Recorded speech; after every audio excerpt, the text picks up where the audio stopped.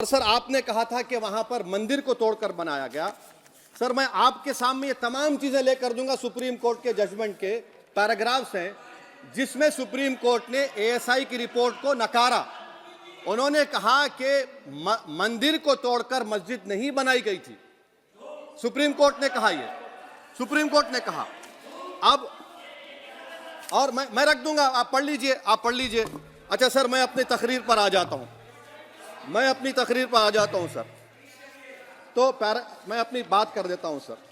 तो मैं ये पूछना चाह रहा हूं कि क्या मोदी सरकार एक समुदाय, एक मजहब की सरकार है या पूरे देश के मजाहिब को मानने वालों की सरकार है? जिसको नहीं मानते उनकी सरकार है, हमको बता दीजिए। इतने वर्षों से राम जी का वनवास इस देश के प्रत्येक नागरिक ने, और हमने तो सोशल मीडिया के माध्यम से अभी पिछले कई वर्षों से हमने राम जी के मंदिर के बारे में, उनके इतिहास के बारे में सब पढ़ना लिखना सबने शुरू किया।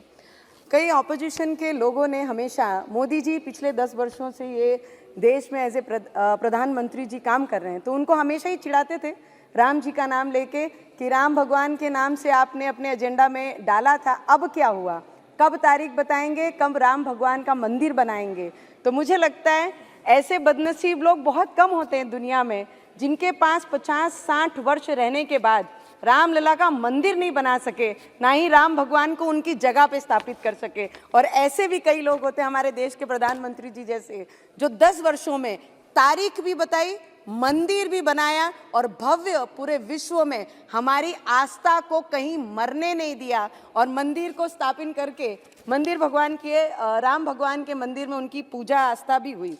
मैं ये बताना चाहती हूँ सर, राजा कैसा होना चाहिए? तो राजा भगवान राम जी जैसा होना चाहिए। भाई कैसा होना चाहिए?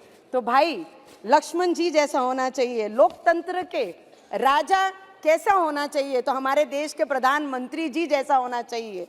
ये देश का बच्चा बच्चा कह रहा है सर, ये हमारी आवाज़ नहीं, इस देश में रहने वाला हर व्यक्ति जो भगवान में आस्था रखता है, जिनका विश्वास है राम भगवान जी के लिए, जिनकी आंखों में आस थी कि कोई ऐसा आएगा जिनके हाथ से ये होगा, और लोकतंत्र का मजबूत करने वाले भाई कैसे होने चाहिए? तो इस देश के गृह मंत्री अमित शाह जी जैसे होने चाहिए।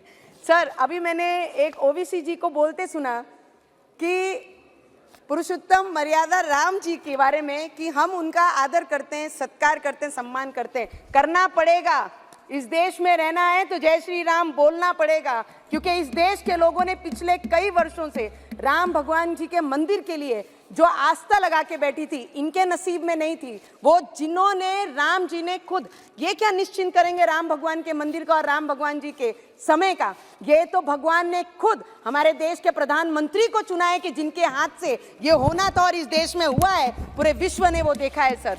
बहुत सुंदर है सर।